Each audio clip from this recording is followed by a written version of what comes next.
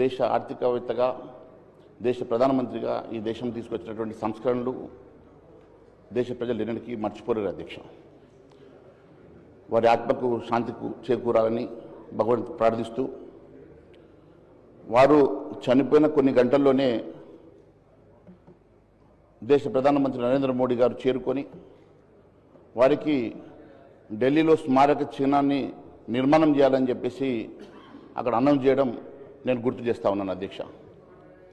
అంతేకాకుండా అధికారులను పంపించి వారి కుటుంబ సభ్యులతో కూడా మాట్లాడి డాక్టర్ మన్మోహన్ సింగ్ గారికి స్మారక చిహ్నాన్ని నిర్మాణం చేయడానికి మరి ఢిల్లీలో స్థలాన్ని కూడా కేటాయించడం జరుగుతున్న విషయాన్ని నేను గుర్తు చేస్తా ఉన్నాను అధ్యక్ష.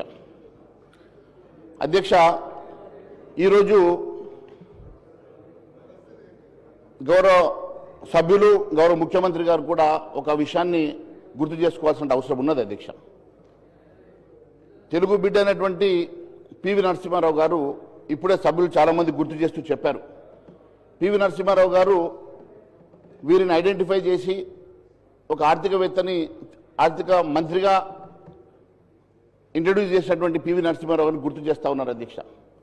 మరి ఏ పివి నరసింహారావు అయితే తెలుగు బిడ్డ ఈ దేశ ప్రధానమంత్రిగా పనిచేశారో మరి వారికి దక్కనటువంటి గౌరవం మరి అందరూ ప్రధానమంత్రులకు ఏ రకంగానైతే గౌరవప్రదంగా మరి ఫ్యూనరల్ జరిగిందో అదేవిధంగా మరి మనం మన్మోహన్ సింగ్ గారికి కూడా జరిపించడం నేను గుర్తు చేస్తా ఉన్నాను అధ్యక్ష. అయితే గతంలో పివి నరసింహారావు గారు ప్రధానమంత్రిగా ఉండి చనిపోయిన తర్వాత వారికి 10 సంవత్సరాల పాటు ఢిల్లీలో స్థలం కేటాయించకపోగా కనీసం భారతరత్న ఇవ్వాలన్న ఆలోచన కూడా లేకుంటే నరేంద్ర మోడీ గారు ప్రధానమంత్రి అయిన తర్వాత పివి నరసింహారావు గారికి భారతరత్న ఇచ్చిన సంగతి మేము గుర్తు చేస్తా ఉన్నాం అధ్యక్ష. భారతరత్న ఇచ్చిన సందర్భంగా సోనియా గాంధీ గారు వారి కుటుంబ సభ్యులు కూడా హాజరు కాలేదంటే మరి ఎంతగానో మరి పివి నరసింహారావు గారి మీద వారు కక్ష పెట్టుకున్నారో దీన్ని బట్టి చాలా అర్థమవుతా ఉన్నది అధ్యక్ష, స్పష్టంగా ఉన్నది అధ్యక్ష. మరి పివి నరసింహారావు గారు తెలుగు బిడ్డ అధ్యక్ష.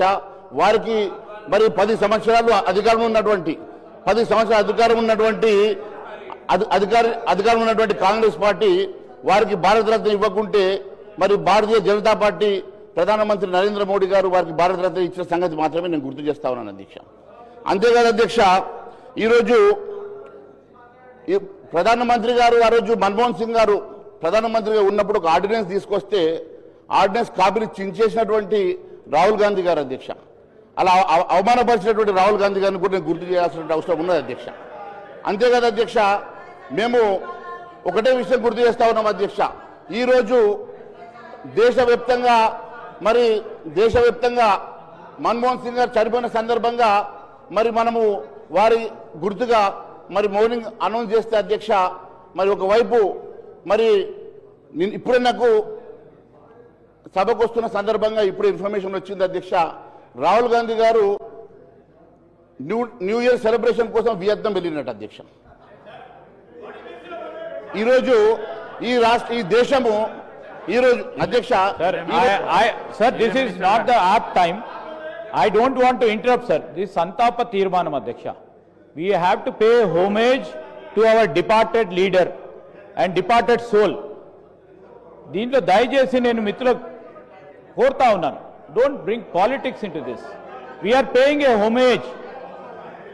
Mana ee sabha anta kuda oka goppa ఆర్థికవేత్తకు నివాళులు పలుకుతా ఉన్న సందర్భంలో రాజకీయాలకు అతీతంగా మాట్లాడాల్సిన ధర్మం వారిపైన ఉంది. రాజకీయాలు మాట్లాడంటే మళ్ళీ సభ్యులందరూ మాట్లాడతారు, ఇబ్బందికరమైన పరిస్థితి ఏర్పడుతుంది. ఇది కాదు, రేపు మనం వివిధ ప్లాట్ఫామ్స్ ఉంటాయి, ఆ ప్లాట్ఫామ్స్ పరంగా ముందుకు తీసుకెళ్లే ప్రయత్నం చేద్దాం. రికార్డ్స్ని అనవసరంగా, ఎందుకంటే హోమేజ్ కాని అంశాలని, నివాళులు పలకలేని కొన్ని అంశాలని తప్పకుండా రికార్డుల నుంచి తొలగించాలని గౌరవ స్పీకర్ గారిని కోరుతా ఉన్నాం. గౌరవ మహేశ్వర్ రెడ్డి గారు మాట్లాడిన మాటలన్నీ రికార్డు నుంచి తొలగించబడతాయి. దయచేసి సబ్జెక్టు డీవియేషన్ కాకుండా కండోలెన్స్కు సంబంధించిన విషయాలే మాట్లాడండి.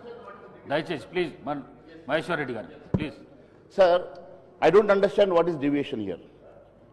దేనికి డివియేషన్ వచ్చిందో, ఏ అంశం మీద డివియేషన్ వచ్చిందో అని అడుగుతా ఉన్నాను అధ్యక్ష. సంతాపము ఖచ్చితంగా డాక్టర్ మన్మోహన్ సింగ్ గారిని గుర్తు చేసుకున్నటువంటి సందర్భంగా వారికి జరిగిన అవమానాలను కూడా గుర్తు చేశాను అధ్యక్ష. వారు ఇచ్చినటువంటి ఆర్డినెన్స్ చించేసినటువంటి సందర్భం గుర్తు చేసిన అధ్యక్ష. దేశవ్యాప్తంగా స్మారక దినాలు గత వారం రోజుల పాటు కేంద్ర ప్రభుత్వం అనౌన్స్ చేసిన తర్వాత మరి ఒక పార్టీ దేశ పార్టీ